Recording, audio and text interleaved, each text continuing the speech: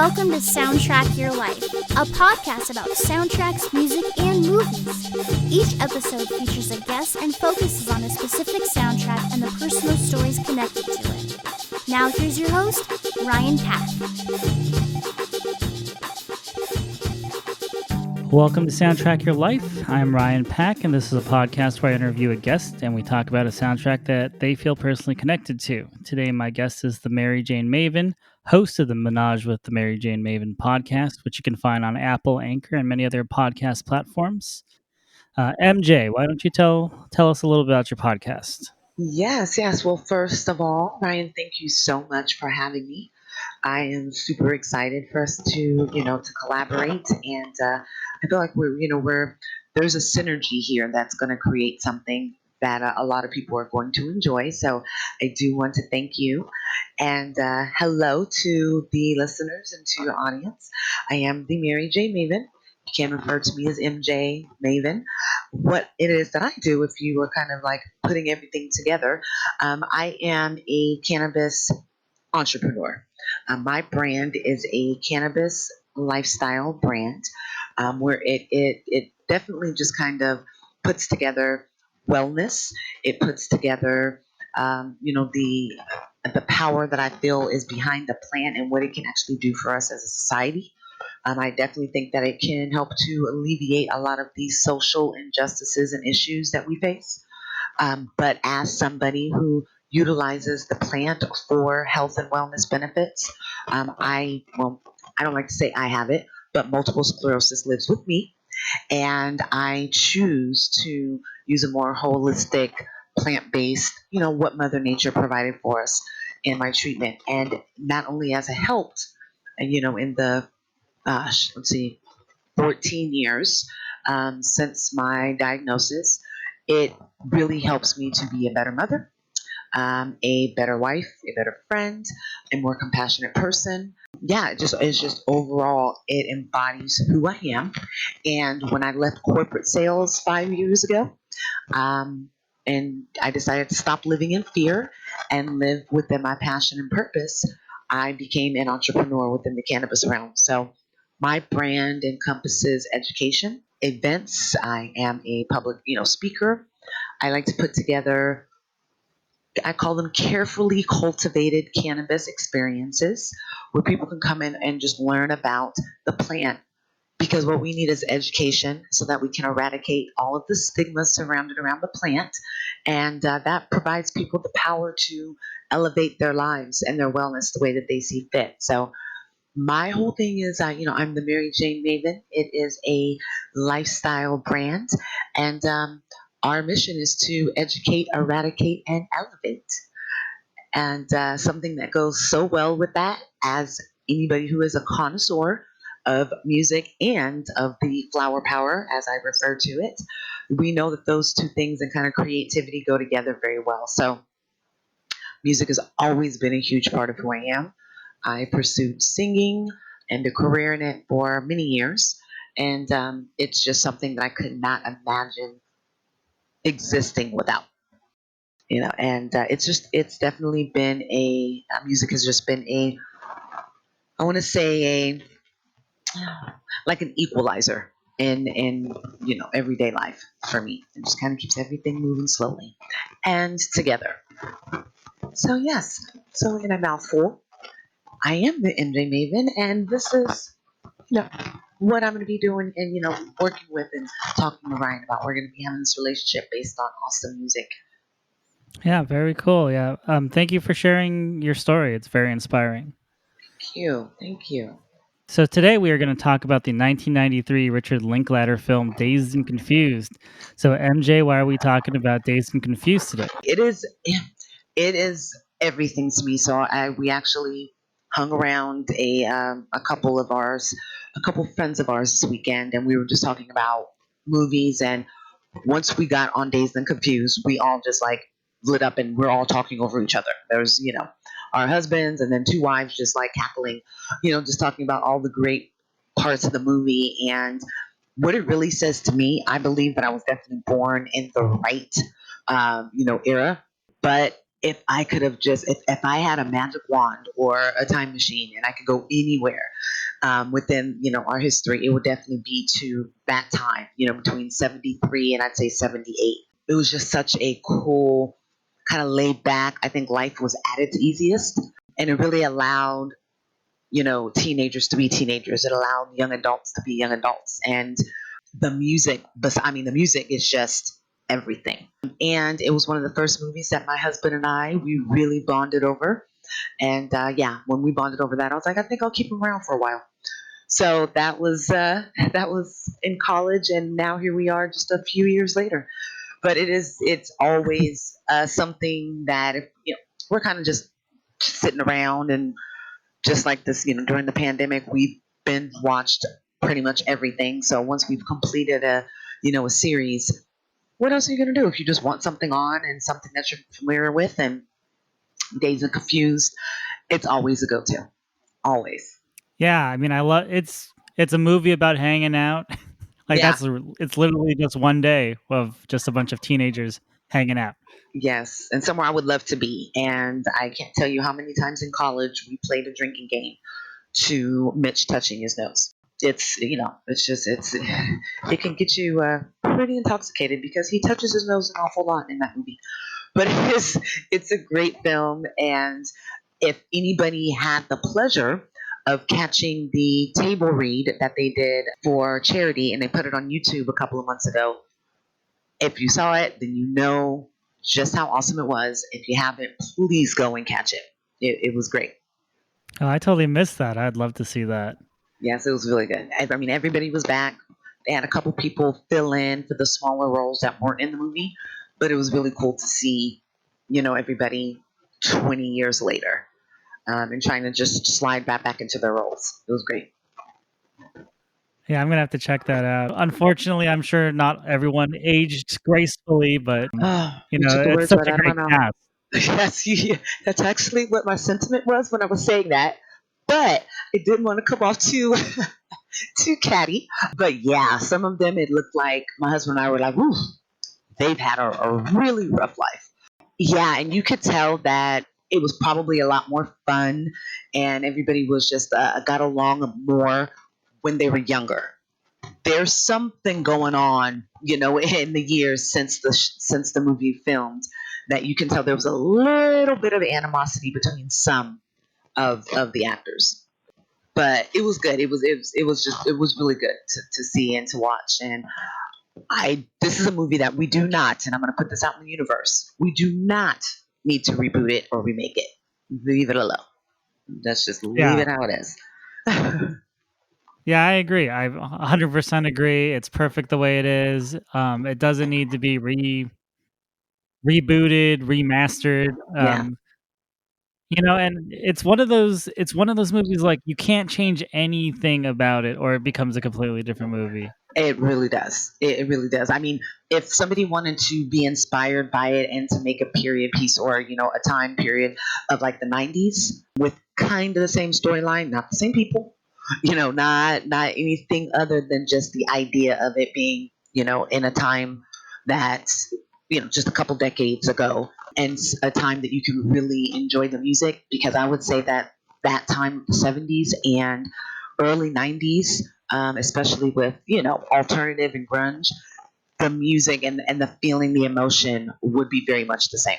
You'd be able to just kind of be very indicative of what that movie, what it says to like us, and what it makes you feel like. So yeah, I could see that. We can put that out in the universe. But other than that, let's just leave it alone. Leave it alone.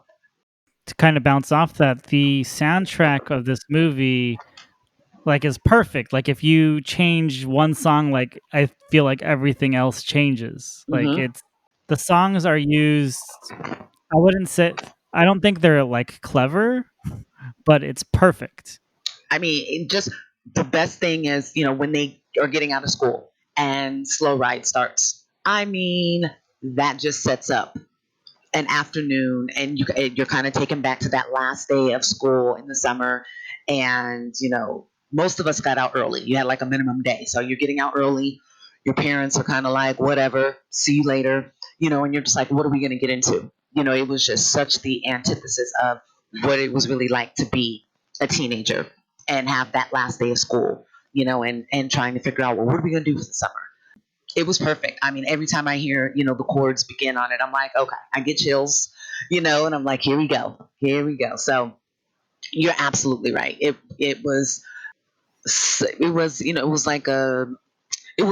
very subtle, as far as the cleverness and when it was used. But I think you also have to be very, very in tune with, music and be a fan of music for that all to come together, for you. But it is, we're making me want to watch it. I'm like, I want to put it on TV right now. But yeah, you are absolutely right. It couldn't be done any other way. They couldn't have taken any of the music from, oh my gosh, why am I drawing a blank? Cameron Crowe's movie. Almost Famous. Thank you so much. It's like one of my, I don't know how I forgot that. But the music that was in there couldn't have been you know, in Days of Confused. Different, times of the years, but that created that certain storyline and that emotion for Almost Famous, and everything that was chosen for Dazed and Confused really just put Dazed and Confused and a nice little bow on it. Like, it just made it everything that the title of the movie is. Yeah. Yeah. Even if you change the Aerosmith song at the beginning to a different Aerosmith song, it's like a different movie. Like, yeah, completely. I think Richard Linklater as a director doesn't get enough credit for how good he is with working with music in his films. Like I think a lot of people will point at Cameron Crowe or Wes Anderson, like those are the music movie guys. But I feel like Richard Linklater is so good at balancing that. Like even in his most commercial film, School of Rock, like I don't think people realize how hard it is to make that sort of story good. And to not make it cheesy. Right. Yeah, you're right, because we have like Seth MacFarlane. It's obvious he's a huge Broadway musical guy, but when he utilizes it, it definitely can become over the top and cheesy, or you get the feeling like, well, he just wanted to be able to perform, Right. This is done from the mindset and from the viewpoint of a music fan, and someone who I feel like I could probably sit down with and go, do you hear the song and it takes you back to the certain time? And he goes, oh yeah, 1,000%. So I think that's where, his genius comes in with it. Quentin Tarantino is also someone that, is, very much a music fan. And his songs that he chooses for his movies, I mean, fits, the whole theme of who he is, the quirkiness, the weirdness, the this and that. So he's also somebody that is very, intellectual and very good at it, but it's something that's put in the forefront. It's something that people like, herald him on, or they right away they're very excited about the soundtrack because they know that's something that he's put time in. Like you said, this director, I've never heard of people giving him that credit or him being asked in interviews, about how he went through that process or how involved he was. So yeah, it would be, if I ever got to sit down and have a conversation with him, or I would definitely, that would be my biggest thing, is tell me why this song, what this did for you. Do you have a personal experience with it? Because I think that's what makes music awesome. That's where people become passionate about it. Yeah, in this movie, it's believable that these characters listen to these bands. Yes, 1,000%. Like if they were listening to like the Eagles, I feel like it'd be like, oh no, that's not legit. Like these kids would not listen to the Eagles At all. Like anything like that. They wouldn't have listened to, and I'm not sure if they were out at the same time, but the band from like Canada was out at that time. I think it was Cream, was it? That was out at that time. Cream's from the UK. The UK. Okay. So it wouldn't have been the same. Another show that, another creation that I love that's based in that, that same era is uh, that 70s show. So I could never see them listening to like maybe some of the music that was portrayed in that show. I think they would totally laugh at somebody who played ABBA or, or something like that.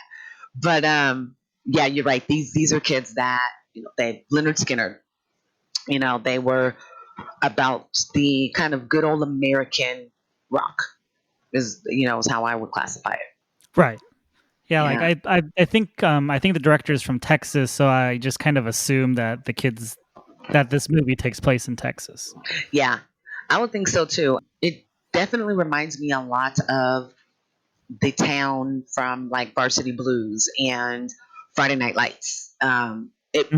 It's very indicative of that, especially because football rules everything, and we saw how big of a part of the storyline that was.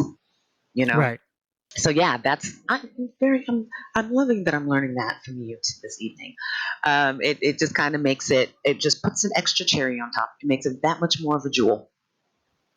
Yeah, and I love that, the movie doesn't end with the decision of whether he's going to play the next football season. It's still left open. Like Hmm. that's not the end. That's not important to the film.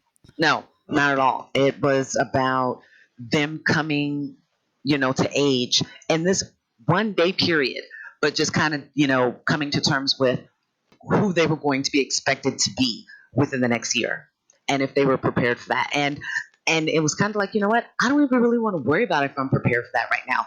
I just want to go and have a kegger and and really abuse without really abusing some, incoming freshmen. But that was even cool because it wasn't like you know, they they messed with them and then it was like, oh, you're fresh meat or you're a loser and then didn't talk to them after that.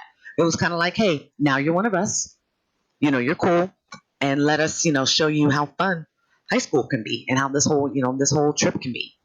I really love that about it, and that's what our friend and I were saying this weekend. I was like, I would have been the meanest girl. I would have definitely been telling some, girls to squeal like little piggies. I would have been that.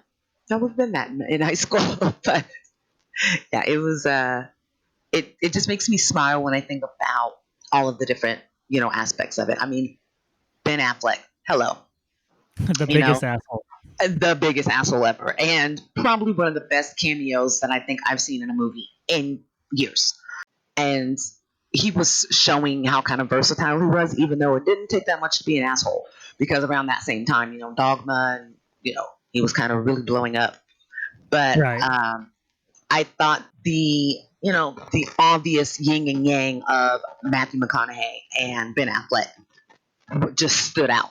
It if you're looking for it, if you're trying to find the good guy and the bad guy, the guy that's older, or I don't want to say the loser guys, but the guys that never leave town, the townies.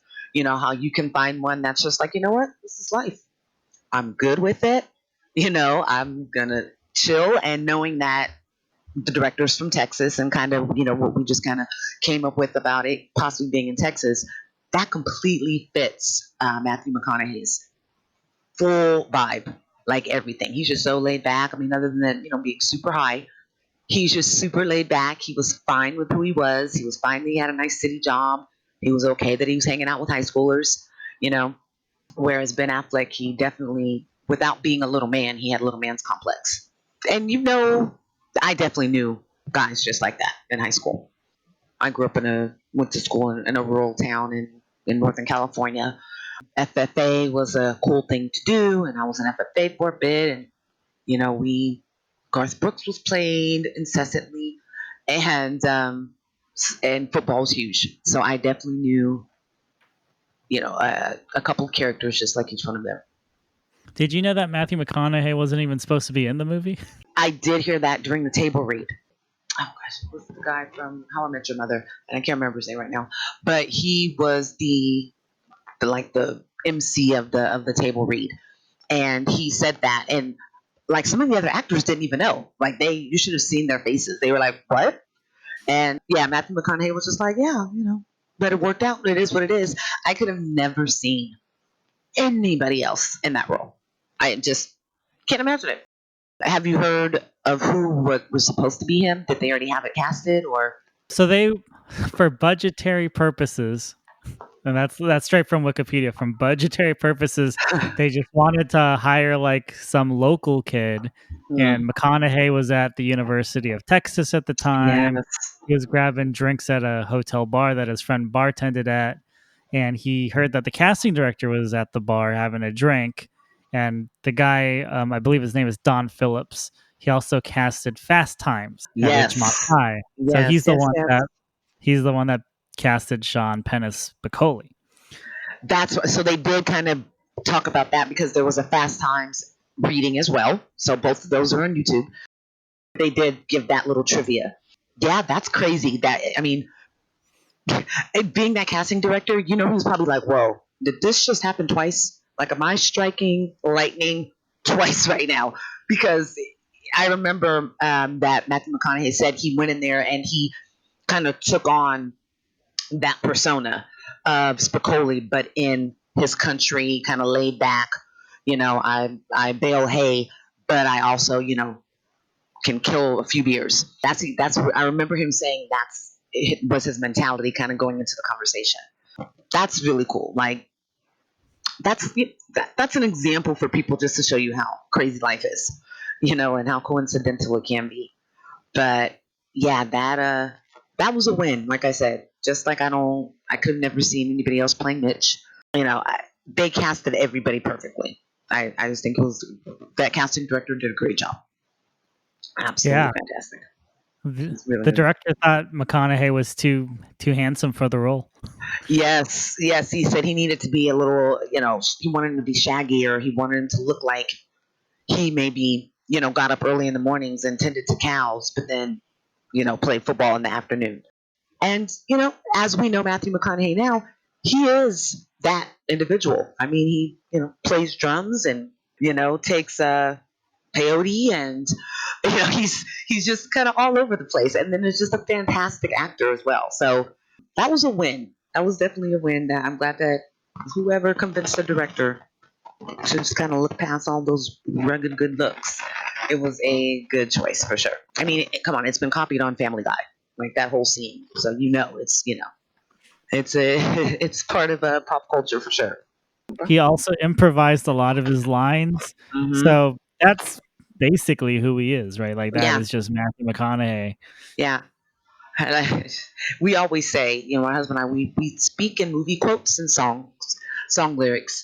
So, we always say, do you have a joint?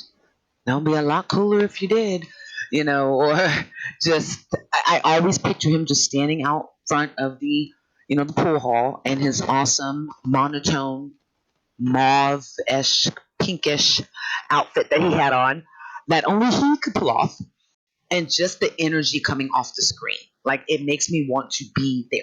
It just literally makes me want to be there. Makes me want to hop in his car. It makes me want to have, some marijuana if he asks if I have any. It's just, yeah, it's one of those roles that I will always, if I ever met him, I would totally fangirl and just probably, vomit all of the lines from the movie at him. I would think anybody would say that's probably one of their favorite characters of the movie.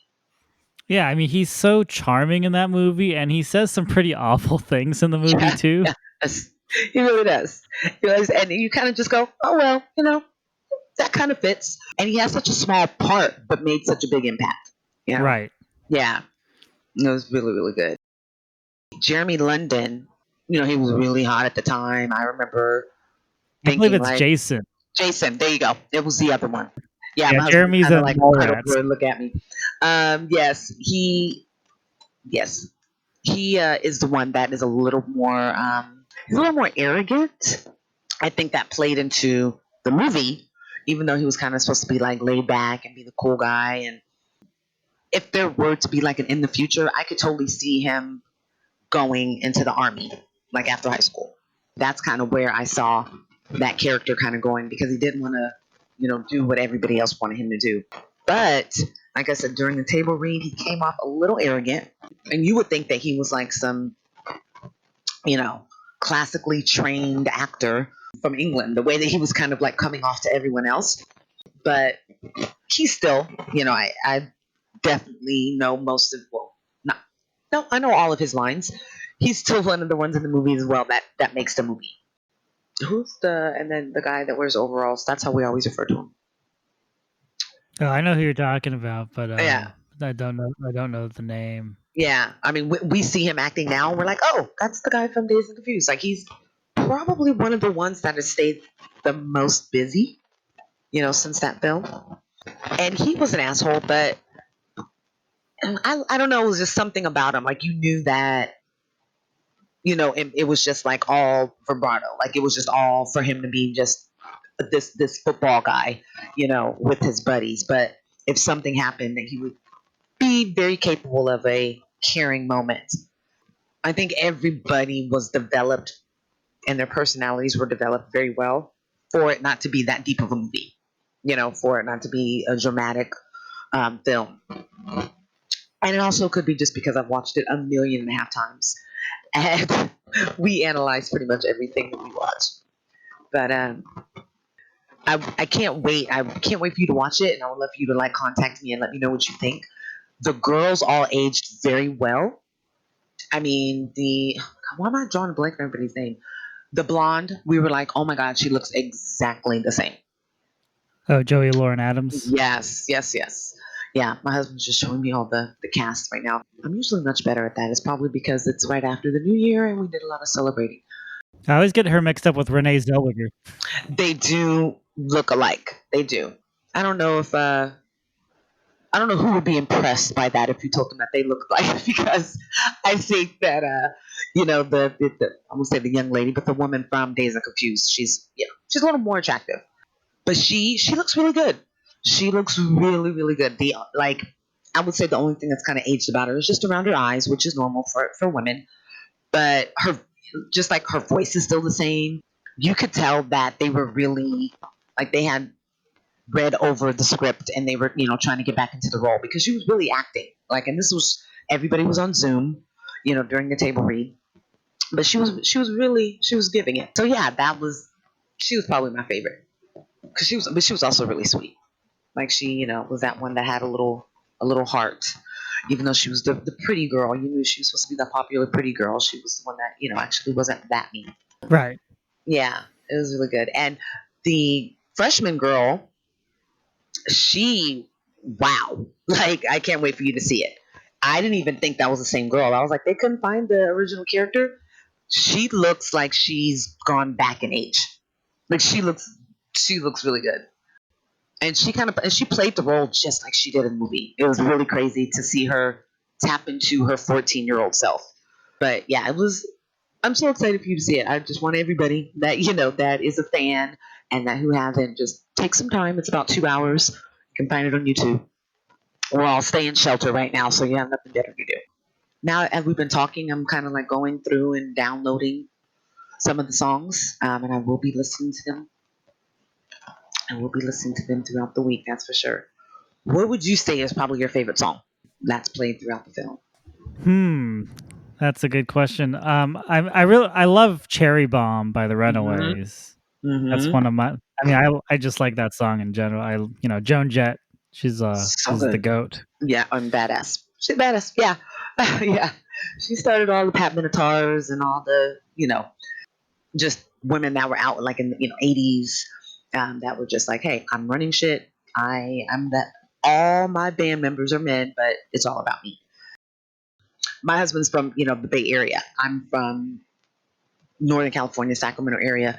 We grew up with just different musical influences. I love everything, like everything. My list, if I just put on my playlist now, it'd go from Pop Smoke to Radiohead to Garth Brooks, for example. It's just all over. I Music is just everything. So when he and I got together, he's like, "What are you listening to? Like, what is this?" But this soundtrack is one that we could put on, and we take road trips. If I drive, I get to choose the music. I could put this on and he wouldn't look at me twice, at any of the time. Like it's all songs that I think you've heard sometime in your life, whether it's been on a commercial, whether your parents have played it, whether you've been at someone's house. But it is timeless music. It's literally, it's just timeless. I would, gosh, it's hard for me to narrow it down. I mean, school's out. That's just always so good. It's just, yeah, like I said, that just kind of puts everything together. But I love Leonard Skinner. Yeah, so I think it's probably gonna have to be. I think Tuesday's Gone would probably be my favorite on there. I mean, if you say that you don't like Lowrider by I, War, I don't I think you mean, have come a on. soul. Yes, like, and you've never been to a barbecue, you've never been to a park in the summer, like you've never been anywhere where that song is blasted out of plenty of car stereos. I think even people, for them to hear Slow Ride, like if you said Bog Hat, people would be like, "What? Who?" Don't know who that is. But if you said Slow Ride, I think just from any walks of life that you could be from, if somebody sang a couple of of bars for you, you know exactly what the song was. You know, ZZ Top. I remember when telling my husband that Ted Nugent was singing a song, and he was like, "Wait, the gun guy who had the reality show all the years ago?" I was like, "Yes, that's him." Uh, so knowing, just because, like I said, I love music, I'm able to just easily pick up on, who's singing and tell who the band is. We've had some great conversations, and like I said, when you're playing a drinking game while watching it, that can definitely foster some great conversations, whether they're alcohol induced or not. But you can kind of just go through and play some of the songs. I mean, that's what I love about albums, and miss about them, is that you could sit and play, and just sing along or read the liner notes. And now you'd have to get on Genius or something else to find out the lyrics to certain songs. But there is something magical about sitting down with an album, opening the album cover, taking out the liner notes, and really just getting into, the art of the music.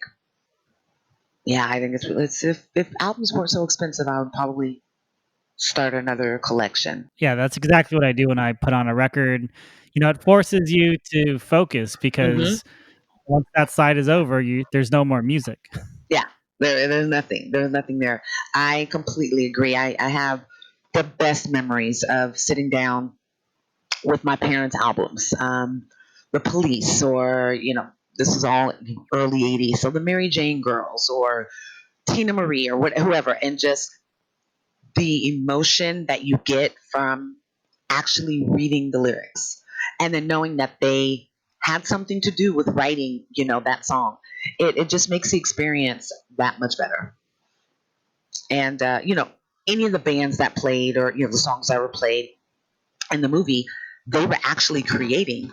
They were playing guitar, they were playing drums, and not. I love EDM, and I love the technology and what that's brought into music, but there's just nothing like being able to hear somebody strum the guitar, or somebody just really play their hearts out playing the drums, and then being able to kind of just sit and read and sing along with that. It's nothing better. It's a really good way to experience music. Yeah, absolutely. I just wanted to add, did you know that Slow Ride, like the original version of Slow Ride, not the radio edit, is like 8 minutes long? Yeah, and you know why I knew that? Because it was on Rock Band or Band Hero, the one we used to play. Yeah, it was that one and American Pie, which is also a song that is entirely too long. But yes, yeah, that is how I knew.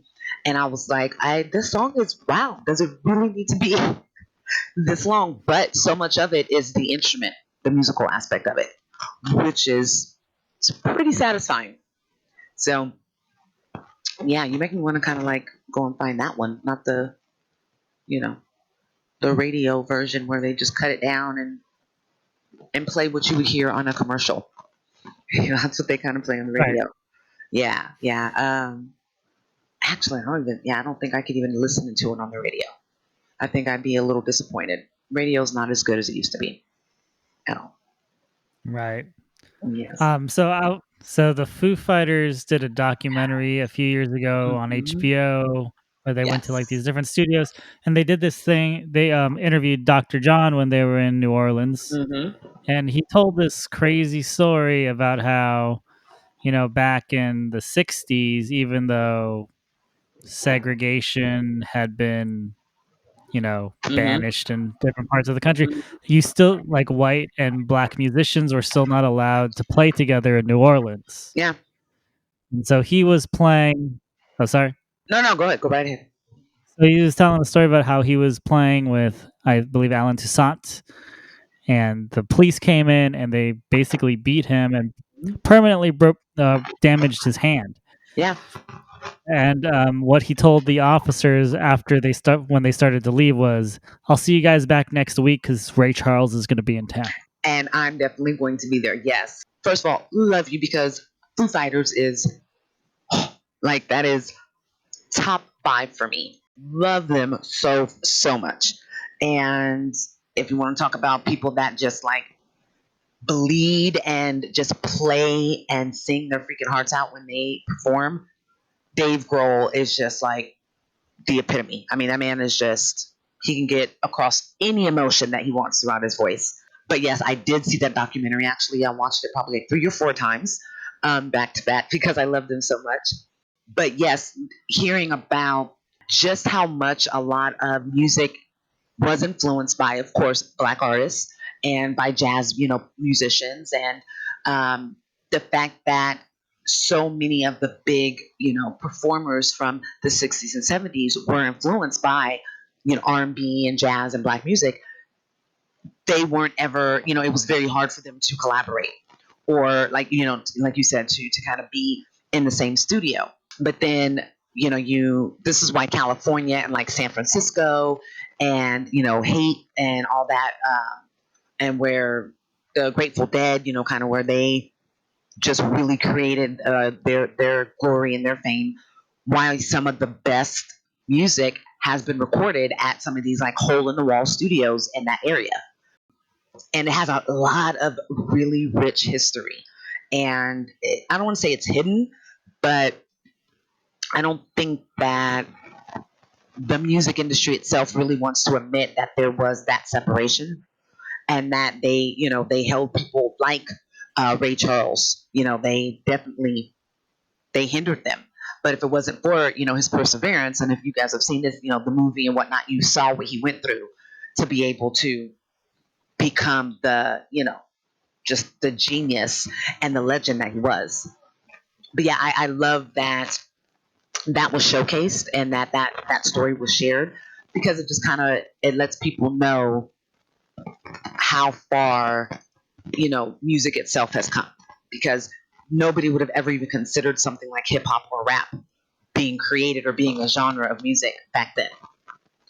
So they had to kind of go through all those struggles for us to be able to have the great music that we have now. Even some of it is probably not considered the greatest by some people, but yeah, you definitely have to, if you love music, if you're a musician, if you ever want to say that you live a life of like being passionate about music, you definitely have to know those kind of stories, and you have to know the struggle that a lot of the the staples in the history of music, what they went through to be able to become those staples and those legends. I know Leonard Skinner said they were hugely influenced by Little Richard, and it's funny to hear them say like Little Richard and what's his name? I'm asking my husband because he's sitting right here. Lorenz Tate played. Yes. Frankie. No, not Frankie Beverly. That's Mace. Lemon. Yes, Frankie Lemon. So how R&B singers, or I guess they were soul singers back then, how they were such a huge inspiration. I mean, the Rolling Stones. Mick Jagger says he completely got his whole thing from James Brown. And I think that's really, I think those are, like I said, those are stories that people should definitely know. And it helps you just to appreciate a film like Dazed and Confused and the music that's involved just that much more. Right. Yeah, I think I just want to add, I think David Bowie told Nile Rodgers when he hired him to produce Let's Dance that he wanted to make an album that sounded like Little Richard. Yeah, yeah. That's one of my husband's favorite songs too. That and White Wedding. He loves those. But I've always, like I said, I've always liked all kinds of music. And if you can identify their influence, or if you listen to a song, like maybe you don't listen to rock, but you listen to, David Bowie, and you hear that, you're kind of like, what, that's kind of, because it's kind of disco-y, it kind of had that, I don't want to say it was too disco, but it definitely could have been played at, different, at discotheques as they called it back then. But that's because you had Nile Rodgers, who had that influence. But if you're able to identify the influences that people showcase or highlight in their music, then, like I said, then it's easy for you to kind of cross over and become a fan of different genres of music. It just kind of brings everything together. Right. I mean, Yeah. Nile Rodgers has influenced about 50 years of music now. Yes. I mean, just from Tina Turner to, like Luther Vandross to, just all over the place. So, fun trivia fact for you: Geffen Records attempted to get up-and-coming band Jackal to do a cover of Grand Funk's "We're American" band to play over the end credits and be released as a single, but the director refused. And I had to look up who Jackal was, or who Jackal is. Have you heard Mhm. of the band Jackal? I have not. I'm actually, I call her Auntie Google. I call Google Auntie. So I was just going to ask Auntie who that was because I'm not familiar. Just didn't jump out, at me and who that was.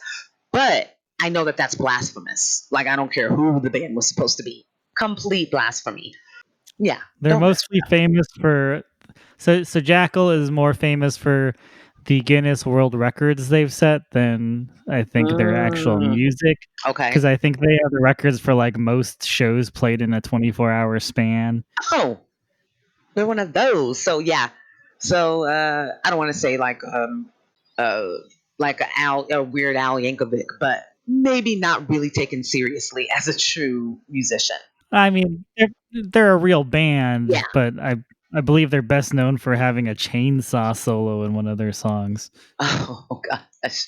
Yeah. I'm definitely gonna have to look them up and research that a bit. Yeah, no, that is really cool. I love little bits and pieces of trivia that that come up, especially ones that people wished were just buried deep. It never came up. I love to hear those little salacious tidbits. Yeah, I think it would be really awesome to kind of have just a full soundtrack, or just have. I saw the second release of the soundtrack while we were talking a bit here. I think it'd be really awesome to just have a full playlist of that. Go to the beach, hang out for the day. Like, I think that would be the closest that I would get to reenacting that experience. You have to have the bully. You have to have the bully. And what show? Oh, he was in Friends. The bully that the older guy. Yeah, kicks some ass. Yes. Oh, that Yeah. guy. Yeah. Yeah. Like, like I know he's not the character, but every time I see him in something else, I'm like, oh, he's an asshole. What an asshole. I can't stand Clint, him. right? Yes, His Clint. character is Clint. Yes. You know what? That was a good name for like such an asshole character, because he definitely was that. I know my husband just realized the other day that the the young lady that hung around that group, that she's a Rabisi, and he hadn't realized that. I was like, "Are you serious?" Like, yeah, they have a huge family, and she's one of them. That actually, if you look back at '90s TV, or people coming up during that time, it really had kind of like the A-listers of young adult actors and actresses. They may have not been super known, but they were all on involved with projects that left an imprint on pop culture. They were all on very good kind of dramatic actors, I think, up until that point. So that was, this movie was a little bit of a spin for them. Oh, also, Marissa Ribisi was married to Beck. That's right. Oh my gosh, that is right. Wow, Hollywood and the way that people get together.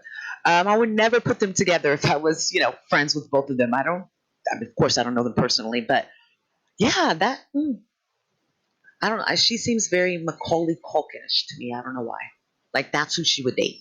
It's so random, but yeah, Beck and yeah, Macaulay Culkin kind of look alike if you think about yeah, it. yeah. He is a little bit of a younger Beck.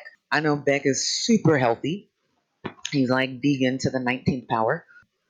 But yeah, that's interesting. I did not know that. That's a little tidbit. I think Scientology put them together. Ah, probably. Yeah. So hence why they're not married any longer, because those marriages are not they're not meant to last. Another fun trivia fact: Anthony Rapp, who plays Tony Olson, like the Mhm. blonde nerd who gets with the freshmen, ended up becoming like a big Broadway star. Yes, yes, he did. He was in what was a big Broadway hit in the late '90s? Rent. Rent. Yep, there you go. Yes, he was, and everybody was really shocked that he was, that he was in that. Yeah, and it ran for a really long time, a very long time. Yeah, he's not the one that just said, I just want to dance" either. That would have been funny if his character had said that, and then, you know, he went on Broadway. That's little winky dink. But yeah, that he was on the table read. Yeah, I can't remember if he was or I not. would assume so. Yeah, I think he was. Yeah, well, he was. I just want to dance. Yeah. Oh, and the Martha Washington, the stoner guy, the real stoner. Whew. Oh, Rory Cochrane. Yes. Oh, my God, I don't want to ruin it for you, but whew, he has been. He's been on a few mind altering substances, I'd say, in the years, for sure. He played the role better than what he played it in the original movie. I don't think that was because he's such a great actor. So I'll just say that. And yeah, and like I said, you watch it, and it's kind of distracting how he's kind of all over the place. But they kept, all the other actors, they kept like referring to that, like, wow, he's really in character. If you've been only smoking for the past 20 plus years. But yeah, he was entertaining. He's a character. I don't know if you've seen Empire Records. Yes, yeah. He's also in that, and he's a completely different sort of character in that movie. Hmm. Yeah, and it's funny because that was all kind of around the same time. The same kind of movies kind of came out around that time. Like you said, Almost Famous and Nazed and Confused, Empire Records, well, Friday, which touched upon music, a bit here and there. Hmm. But it definitely it kind of sets the tone about what the decade of the '90s kind of, how big music was. And I think it's because it changed so much, because you went from having gangster rap, and I'm doing air quotes like you can see it, in the late '80s, early '90s, to alternative, and then back to rap, and rap kind of changing over into being a different genre itself, as far as hip hop and this and that. So I think that had a lot to do with the films that came out during that time, and how the soundtracks were just so great. I mean, once again, The Bodyguard, Right. probably one of the biggest soundtracks in the history of film. Yeah, one of Um, 3 to win album of the year at the yeah, Grammys. yeah, yeah, really good. And it's just to think that, that she's not here anymore. Like, that's crazy to think that somebody that had such a big impact, is already gone. But then again, Michael Jackson, Prince. I was listening to Prince's first album the other day, and I was just like, what? Why, universe? Like, he was saying the greatest and just so prolific on his very first album. Yeah, Yeah. I mean, that's another great soundtrack too. Purple Rain was yeah. great. Like I said, I still love music. It's a huge part of my life, but I love going back to, the music that I listen, or that my parents listened to. My 12-year-old is super, super, super into '80s and '90s music right now, like super. And every song that he swears he discovers, I'm like, son, I have a story about that. I like this boy in sixth grade, and I dedicated this song to him. So it's really kind of cool to kind of relive my teenage years through him, because he's just dead into everything that I listened to growing up. I'm totally gonna watch Dazed and Confused when we're done here, but that is the the happy place that I put you in. And I think, things are getting a little bit better now. Now that we're out of 2020, and now that we know who is going to be our country's leader, and people are kind of breathing a little bit of sigh of relief, even though the corona is on its third, wave here. But I think if somebody just sits down, like, and enjoys a really good movie with great soundtrack, and if it can just, for that hour and 20 minutes, you know, just transform you and put you in that mindset, it will just make your day a little bit better. So that's one thing I'm going to put out in the universe for everybody. Sit back with some good music and a good movie, and just let your cares kind of wash away here. Yeah, that's great advice. I try. Now, if we were on my podcast, I would also talk about how, you can use the flower power to enhance that situation. But we'll talk about that when you come on my show in a couple weeks. Yeah, that sounds great. Thank you, MJ, for coming on the podcast. Thank you for having me. And a great conversation. I like just super. I have goosebumps this entire time. So you get to know me. I'm a very passionate Aries. I get very excited. I get a little giddy, and that's just kind of the emotion that I've had this whole time. And you just kind of gave me some energy because I was, kind of dragging ass a little bit before we started. Now I feel like I just want to go throw on some albums and put on movies and and take on all the just beautiful things that you can appreciate, about a good film and a good soundtrack. So I do want to thank you once again. We connected, on the platform that we did. I immediately felt a connection, and I've been looking forward to this for, some weeks now. So I Yeah, same appreciate here. your time. Yes, we will definitely, like I said, be in touch to get you scheduled online. And I would love to maybe cover another movie and another soundtrack, in Yeah, the near I'd love future. to do that with you again. Awesome, awesome. Well, happy New Year to you and to your family. Please stay safe, and we will be talking soon. And to everybody, all your listeners, thank you so much. I hope you guys enjoyed MJ Maven. Thanks for joining us this week on Soundtrack Your Life. Make sure to visit our website, soundtrackyourlife.net, where you can subscribe to the show on Apple Podcasts or Spotify. While you're at it, if you found value in the show, we'd appreciate a rating. Or if you'd simply tell a friend about the show, that would help us out too.